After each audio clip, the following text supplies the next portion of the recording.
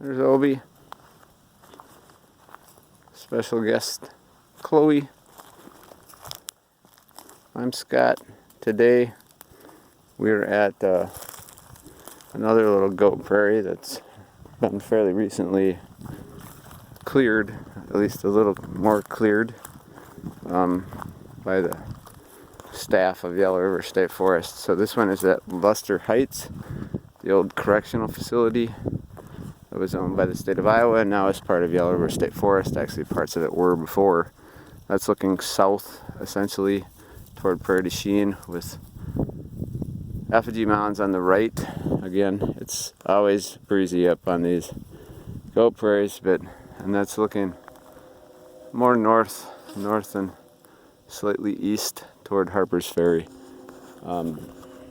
This is episode 2, season 2 of Obi and Scott, and I'm going to show you a few more pasque flowers. So they're Pasque flowers. They grew on these goat prairies, and here's a bigger one that's just coming up, starting to bloom. I showed you some last week that were on a slightly different goat prairie. They're cool flowers, and they're unique to these areas, at least in Iowa. And I'll show you some that are a little bit farther along that I found a couple weeks ago over here.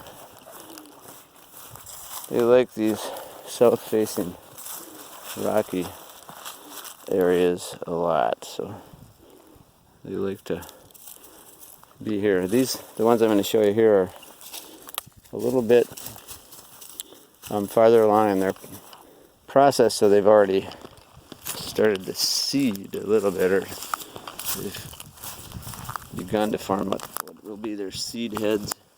So they're right here, which they almost look like a dandelion in a way, but they're also, finished blooming.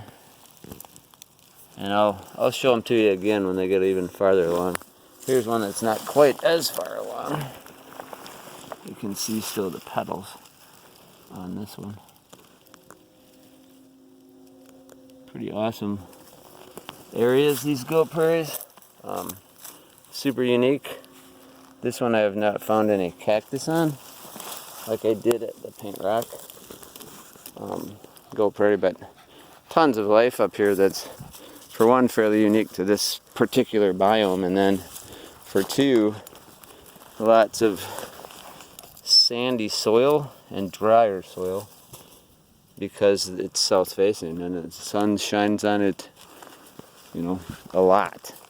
Much more arid than a lot of the other surrounding areas, so there are a lot of spring ephemeral flowers that bloom here right away, even, very early in the spring. So we're still in March. It's the 14th today, of April, and the rest of the forest is pretty bare. Not many leaves yet.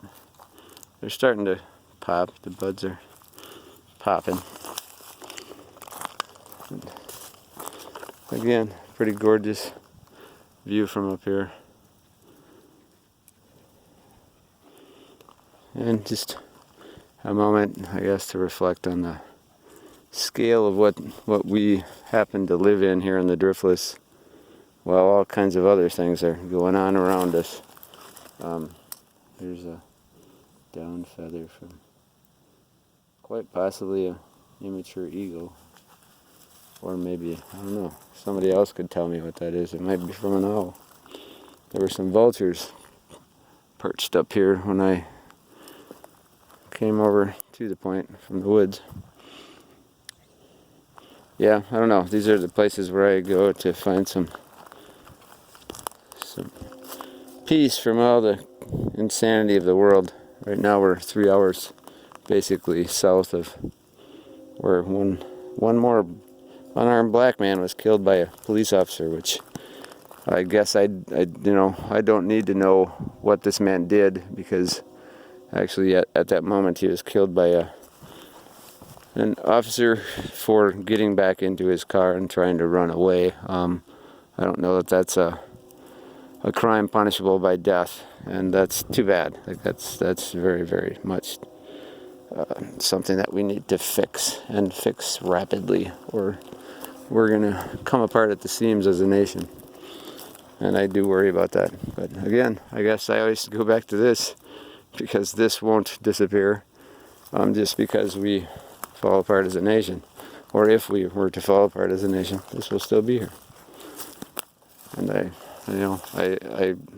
am always hopeful that we can take some care of this, but also that we could maybe take some care of each other as well. So I'm going to sign off because there's a train coming and it's getting loud enough to interfere. Take care. I'll talk to you again soon. I'll come back and check on these passiflowers when they get a little bit farther into their seed forming stage. Their seed heads are pretty cool. They remind me of truffula trees. If you know that story at all, it's an excellent story called the Lorax. So take care. Until later. Bye.